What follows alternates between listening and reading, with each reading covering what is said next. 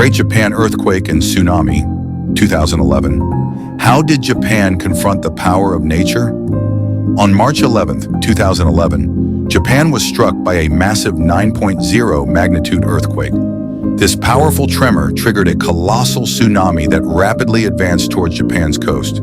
Giant waves swept through coastal towns, carrying away homes, cars, and even buildings into the sea. Thousands of lives were lost and millions were left homeless. Additionally, a nuclear crisis unfolded at the Fukushima nuclear plant, releasing radiation into the environment. Japan had to work for years to recover from this catastrophe, which starkly revealed humanity's vulnerability in the face of nature's immense power.